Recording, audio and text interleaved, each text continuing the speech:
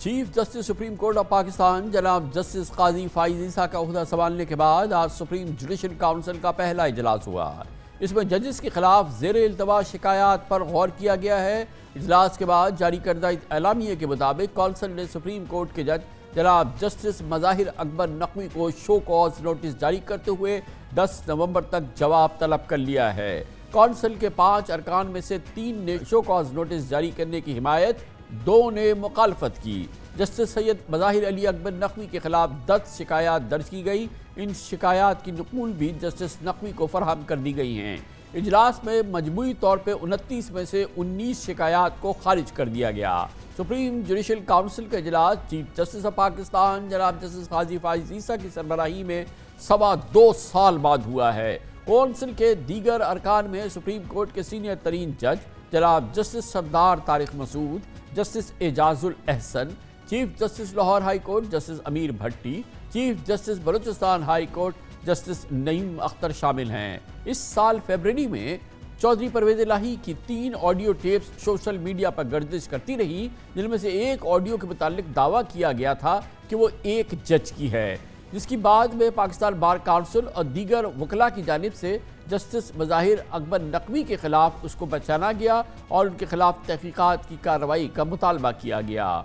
इन audio leaks के सामने आने और पाकिस्तान बार काउंसिल की जानिब से तहकीकात के मुतालबे के बावजूद साबिक चीफ जस्टिस सुप्रीम कोर्ट जनाब जस्टिस उमर अता बंदियाल ने अपने दौर में जस्टिस मज़ाहिर नकवी के खिलाफ रेफरेंस की कार्रवाई से गुरेज किया था। इस साल अप्रैल में इस वक्त के सुप्रीम कोर्ट के सीनियर जज जनाब जस्टिस काजी फाइज ईसा और उनके साथी जज जनाब जस्टिस सरदार तारिक मसूद ने जस्टिस नकवी के खिलाफ सुप्रीम जुडिशल काउंसिल में दायर रेफरेंस पर गौर के लिए साबिक चीफ जस्टिस को खतूत भी लिखे, जिसमें कहा गया कि काउंसिल का इजलास बुलाकर तयन किया जाए कि आया जस्टिस मज़ाहिर नकवी पर इल्ज़ामात दुरुस्त हैं या गलत, मगर इजलास नहीं बुलाया गया। इसी दौरान जस्टिस मज़ाहिर नकवी ने भी उस वक्त के चीफ जस्टिस को खत लिखकर मामले पर तहफ़्फ़ुज़ात का इजहार किया।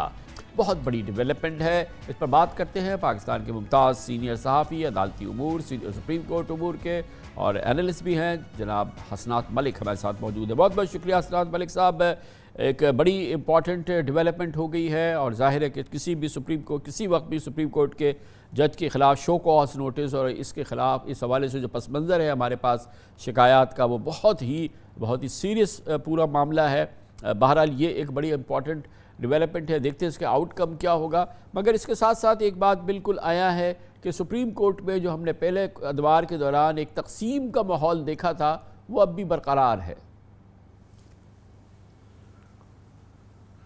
जी बिल्कुल कमरान साहब, यही बात हम कर रहे थे कि जब ये सुप्रीम जुडिशल काउंसिल में मामला आएगा तो जो हम तकसीम कहते हैं, ग्रुपिंग कहते हैं, क्या वो दोबारा रिफ्लेक्ट होगी? तो वो बिल्कुल जो खदशात थे लोगों के वो बिल्कुल वाज़े हो गए। जो आज इस तरह सुप्रीम जुडिशल काउंसिल ने की प्रोसीडिंग में 3-2 से शोकाज जारी किया गया। 2 जजेस ने कहा कि हमें टाइम दिया जाए, 3 ने कहा जी शोकाज बनता है। और ये वही नज़रियाती तकसीम जिसमें था कि जी कौन सा जज किधर है, किस तरफ है, ये बड़ा वाज़े है। तो इस केस में भी जुडिशल पॉलिटिक्स, बार पॉलिटिक्स, नेशनल पॉलिटिक्स सारी लिंकअप है। अगर आप देखें तो पीटीआई के सपोर्टर जस्टिस मज़ाहिर के साथ खड़े हैं, नून लीग के सपोर्टर मज़ाहिर साहब के ख़िलाफ़ हैं। बार पॉलिटिक्स में देखें तो इंडिपेंडेंट ग्रुप आसमा ग्रुप वो कंप्लेनेंट है, उनके ख़िलाफ़ कार्रवाई का मुतालबा और ख़ुद कंप्लेनेंट है। प्रोफेशनल ग्रुप खामोश है, लेकिन जो प्रो पीटीआई वकील हैं, जो ऑफिस बेरर हैं, लाहौर बार है, वो जस्टिस मज़ाहिर साहब की सपोर्ट कर रहा है। इसी तरह और अगर आप देखें तो जुडिशल पॉलिटिक्स तो वहाँ भी यहाँ नज़र आ रही है। अब देखना होगा कि सुप्रीम जुडिशल काउंसिल का की तरफ से जो शो काज है उसको जस्टिस मज़ाहिर क्या चैलेंज करते हैं सुप्रीम कोर्ट में, या वो तो ये बताइए कि ये कितनी अहम बात है देते हैं कि एक तो ये 2.25 साल बाद सुप्रीम जुडिशल काउंसिल का इजलास हुआ है, चीफ जस्टिस काजी फाइज ईसा का दौर अभी शुरू हुआ है, 2.25 साल बाद सुप्रीम जुडिशल काउंसिल और ये दौर का आगाज़, इसका पहला केस, इसका पहला मामला जो इसने उठाया है और जिस पे कि शो कॉज जारी कर दिया है वो जस्टिस मज़ाहिर अकबर नकवी का मामला है, जो कि बज़ाहिर एक डिविसिव इशू है, लेकिन इसकी है कोई सिग्निफिकेंस। सबसे पहले जस्टिस मज़ाहिर अकबर नकवी का मामला सुप्रीम जुडिशल काउंसिल ने उठाया है।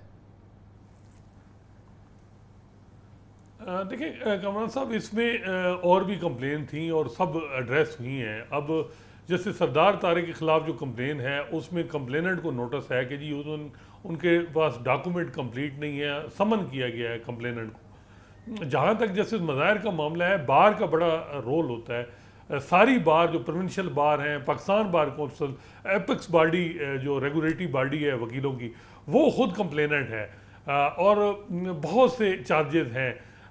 एक बात जो हो रही है वो ये है कि जी अमूमन इस किस्म के जब मामला आता है तो पहले उनको ज़ाती तौर पे जज साहब को बुलाया जाता है, एक्सप्लेनेशन ली जाती है, फिर देखते हैं कि शोकाज बनता है या नहीं। यहाँ ऐसा लग रहा है कि एक कदम आगे सुप्रीम जुडिशल काउंसिल गई है। तो अब जस्टिस मज़ाहिर जो वो बात करते हैं कि जी जब उन्होंने जस्टिस बंदयाल को ख़त लिखा था कि जी मुझे इंसाफ होता हुआ नज़र नहीं आ रहा अपने साथ, और उनको कुछ खदशात थे। अब उनके खदशात कैसे दूर होंगे? अगर वो बायस का इल्ज़ाम लगाते हैं सुप्रीम जुडिशल काउंसिल पे, तो सुप्रीम कोर्ट क्या उनके मौक़िफ़ की सपोर्ट करेगी? ये भी बड़ा इंटरेस्टिंग है, क्योंकि बायस जो जज का होता है वो ख़ुद ही उस जज ने डिसाइड करना है कि मैं इस केस से रिक्यूज़ करूँ। बायस बड़ा अच्छा, इस मामला अब में जैसे कि आपने इब्तिदा में में भी बात की, हमने शुरू में भी बात की कि जो तकसीम हम सुप्रीम कोर्ट में देख रहे थे वो तकसीम हमें अब एक बार फिर उसका तसलसल नज़र आया नए दौर में, जस्टिस काजी फाइज़ ईसा के दौर में। और ये तकसीम हमने देखा है कि नज़रियाती या आइनी उमूर से के अलावा सियासी उमूर पर भी है, और ये तकसीम जो है वो हमने गुज़िश्ता सालों में हम देखते रहे हैं। और एक बहुत ही नाजुक मरहला आ गया है इस वक्त इमरान खान के ख़िलाफ़, जो है वो बहुत ही नाजुक केसेस चल रहे हैं जो कि सुप्रीम कोर्ट पे पहुंचने वाले हैं, बल्कि पहुंच गए हैं। आपके इल्म है साइफ़र केस की तमाम जो दरख्वास्तें थी वो इस्लामाबाद हाई कोर्ट ने 5 की 5 मुस्तरद कर दी, 5 की 5 दरख्वास्तें सुप्रीम कोर्ट में आ गई, और बहुत ही मेक और ब्रेक केस है। और वहाँ पर भी पहले से भी सियासी तकसीम की अंदाज़ का एक रुख मौजूद है, और अब हमने ये जो अदालती तकसीम है वो तो देख ली, अब इसका भी कुछ हमें रुख नज़र आएगा जब ये नई बेंचेस बनेंगी इमरान खान के मामलात के हवाले से। जी कमरान साहब, जो बेल उनका मैटर अब आएगा साइफर केस में, जो बेल रिजेक्ट हुई है उसमें तो बज़ाहिर लग रहा है कि bench number 2 justice Sardar Tariq के पास केसेस लग रहे हैं बेंच के बेल मैटर, तो वहाँ उनका ओपिनियन बड़ा स्ट्रिक्ट है। पीटीआई को अभी तक वहाँ से कोई सक्सेस नहीं हुई उनके बेंच से।